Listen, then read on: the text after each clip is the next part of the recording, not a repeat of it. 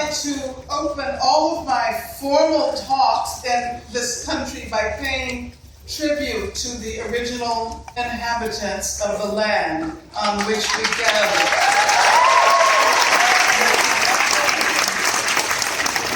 As we remember the terrible era of colonization and genocide, we are called upon to act in solidarity with Native American struggles today.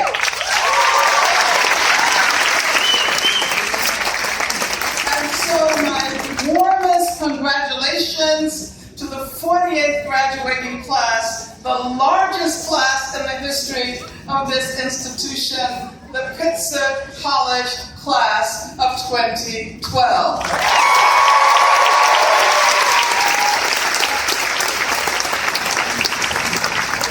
I consider it a great honor to have been invited to address the members of the class of 2012. And let me say, President Trombley, members of the faculty, trustees, families, friends, and graduates. It is a great pleasure to address you during this concluding commemoration of the time you have spent as active participants in Pitzer College and the larger Claremont College's community. And as you might gather, I am especially honored to be here this morning because my time on this campus many years ago, in the early 70s, was an exceedingly important moment in my own life and career. Someone much, much younger than me, by at least 2 generations, maybe 3, recently asked me whether there are any obvious advantages to growing old. And she caught herself. Older, I mean. And as all of us know, our society tends to worship youth and disparage old age. But as you are certainly beginning to realize, and especially as you move through this momentous period of your lives, aging is as inevitable as the rotation of the earth around the sun. You are at least 4 years older than when you began the journey you are concluding today. Or maybe 5, or 6. And that accretion of time will continue indefinitely. Simone de Beauvoir wrote in Tous les hommes sont mortels that if you live long enough, every victory will turn into a defeat.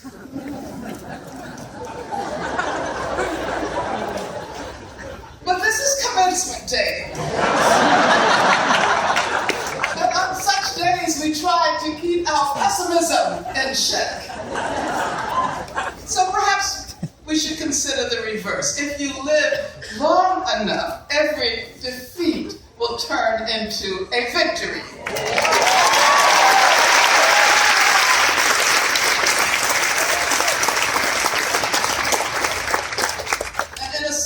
Consider my presence here as your commencement speaker as a victory which turned around a past defeat. You've heard that I spent some time on this campus many years ago. I had been fired not once but twice from my position in the philosophy department at UCLA.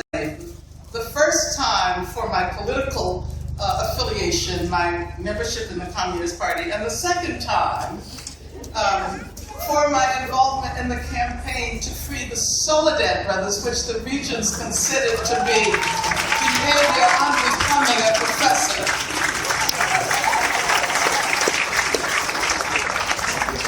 And then, of course, the next action of the state of California was to file very serious criminal charges against me. 3 capital charges, in fact: murder, kidnapping, and conspiracy. And for those of you who don't know, I was on the FBI's 10 most wanted list.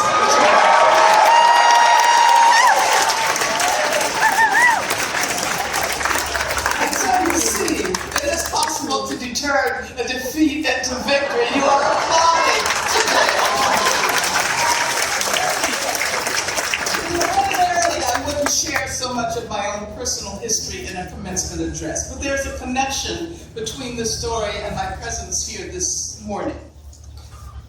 As you've already heard, after I was found not guilty and released from jail, my former colleagues in the philosophy department at UCLA unanimously invited me to return. And this is when President Reagan made the comments you've already heard that I would never again teach in the University of California system. So the point that is relevant to the occasion is that while I was barred from returning to my old job, I was invited to teach at the Claremont colleges under the auspices of the Black Studies Center, which was located here at Pitzer College.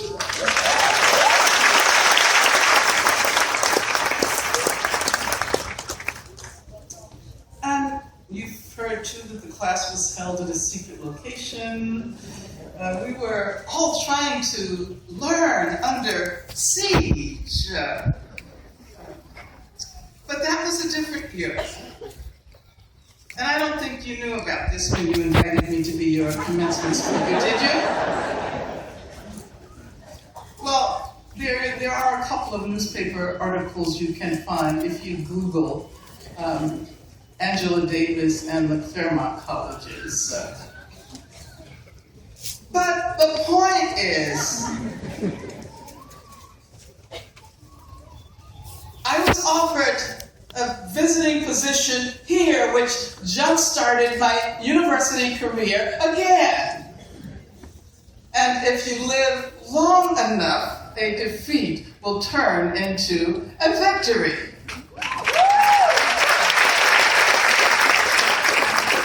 It is truly an honor to speak here at Pitzer. Over the last decades, I have truly come to appreciate the kind of education students receive here.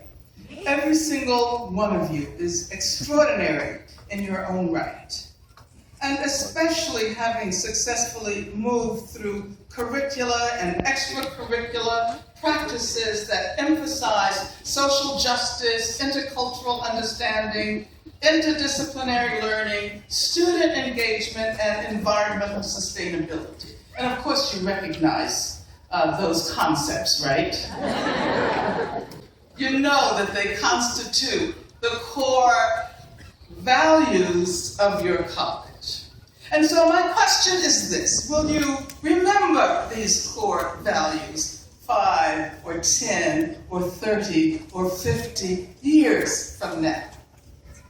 What will interdisciplinarity mean to you? Will you remember how much you learned from your very best professors?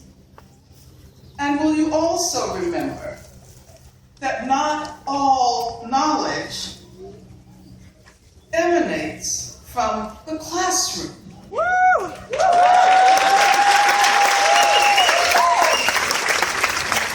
The principle of interdisciplinarity urges you to also take seriously what St. Clair Drake called the epistemological function of praxis.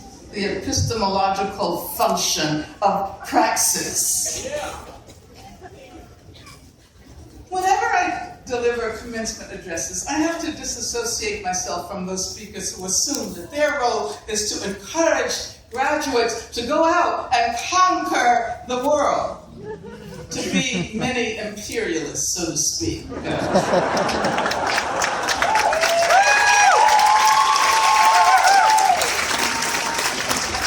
task I undertake is much more modest. I want to urge you to retrieve, sort through, rethink, and preserve memories of what may very well turn out to be the most important period of your lives. Your past will always be the key to your futures.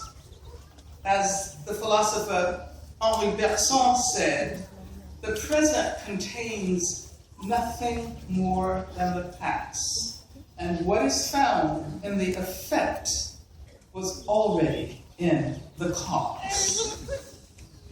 You are the Pitzer College class of 2012. And so in 2022, or 2032, or 42, or 52, you will still be linked to each other as the Pitzer College class that graduated at this particular historical conjuncture. This is the last time you will all be together.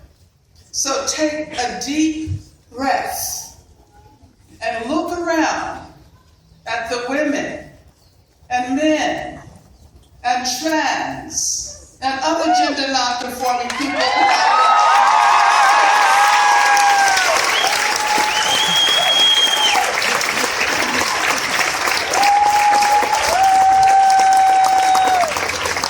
And reflect deeply on how you will, at various points in the future, summon up memories of the years you spent together. What will you remember about the era of your undergraduate years? How will you narrate, for example, the election of Barack Obama? Will you remember what inauguration day felt like? You were first-year students then. Retain that sense of collective jubilation.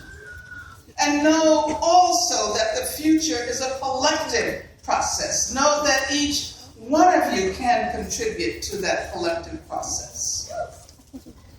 Remember that what was so immensely important about the election of Obama has not changed, even if people's hopes have not been entirely realized.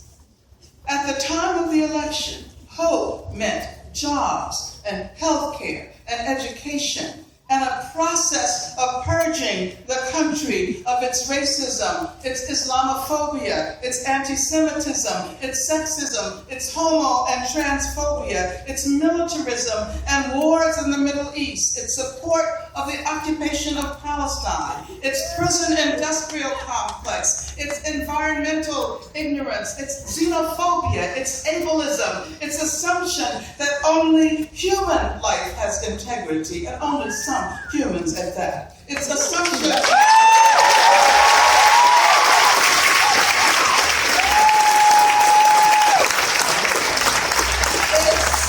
assumption that animal life can be consumed by humans without a second thought. But of course, this is an agenda that will occupy us for many, many generations to come. And what was so exciting about the election 4 years ago was that young people demonstrated that it was possible to achieve the impossible. And I would ask you to remember this as one of the most important collective achievements of your time as an undergraduate. You are indeed fortunate to have major historical events mark the time you spent as undergraduates at this institution. How many of you will retain the memory of the eruption of the Occupy movement last fall? The Occupy Decolonize movement has fundamentally changed the terrain of political discourse. It would be absolutely important to remember this movement if it has done nothing other than make it possible for us to talk about capitalism in a frank and candid way.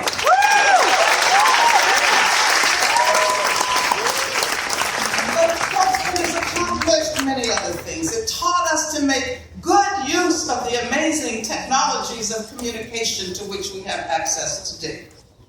For example, the I Got Arrested app, which at the touch of a button will inform your lawyer, your family, and your friends as you are being taken away by the police. I wish I had had one of those apps 42 years ago. But the Occupy movement also taught us to be creative and imaginative with respect to more primitive technologies of communication. And so, the human mic. Mic check. The human mic not only made it possible to communicate with huge numbers of people without the use of electrified amplification, but it also helped us to build community. What a wonderful thing it is to repeat someone else's words. There is an epistemological intimacy that leads us to recognize how deeply interconnected we are as inhabitants of this planet Earth. You will also be able to say that as you were preparing to graduate, for the very first time in the history of the United States, a sitting president supported same-sex marriage.